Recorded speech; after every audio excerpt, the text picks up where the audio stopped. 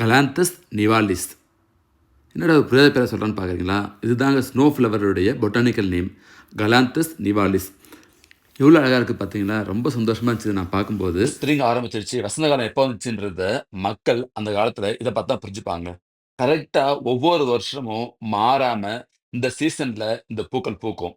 என்னோட பேரை பார்த்தீங்கன்னா ஸ்னோ டிராப். அதாவது ஸ்னோ வந்தா எந்த அளவுக்கு இருக்குமோ, அந்த அளவுக்கு ஒரு பூவே அந்த அளவுக்கு இது அழகா இருக்கு. இதுதான் அதனுடைய பேரு. அதுக்கப்புறம் நான் இந்த ஊர்ல இருந்து ஃப்ராங்க்ஃபர்ட்டுக்கு போறேன் இல்லைங்களா? அதான் நீங்க பார்த்துருக்கீங்க. அதாவது அந்த இட்ஸ்டைன் ஊர நான் பார்த்துட்டு திரும்பி போற அந்த ட்ரெயின் ட்ரிப் தான். அவ்ளோ அழகாவும், சூப்பராவும் இருந்துச்சுங்க. ஏறக்குறைய 1 மணி நேரம் ட்ரெயின் ட்ரிப் அது ஆக்சுவலா. இப்படிதான் ஜெர்மனியோட ட்ரெயின் ட்ரிப் இருக்கும். ஜெர்மனில ரொம்ப எக்ஸ்பிரஸ் ட்ரெயின் கிடையாது. இது ரீஜினல் ட்ரெயின் தான்.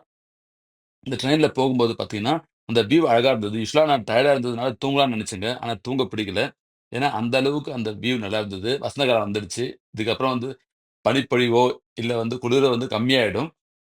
பனிப்பொழிவு சுத்தமா போயிடுச்சுங்க. ஸோ இதுதான் ஒரு அழகான ஒரு ரம்மியமான ஒரு பயணமா எனக்கு அமைஞ்சது. இதுக்கப்புறம் நெறைய பயணங்கள் போவோம். கண்டிப்பா நல்லாருக்கும்.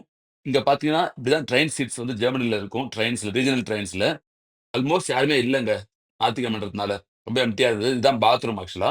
எவ்வளோ அழகா இருக்கு பாருங்க. ஃபுல்லா ஆட்டோமேட்டிக் தான். நாங்க பிரஸ் பண்ண உடனே ஓப்பன் ஆவுது. கிளீனா தான் இருக்கு உள்ள. எல்லாம் ஆட்டோமேட்டிக்கா கிளீன் பண்ணும்.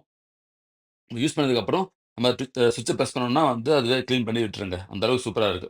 இதுக்கு முன்னாடிலாம் சாயங்காலம் 5 மணிக்கெல்லாம் இருட்டாயிடுங்க. இப்போ சில நாட்களா 6 மணி, 6:30 மணி ஆனாலுமே, 7 மணி ஆனாலுமே இருட்டலங்க.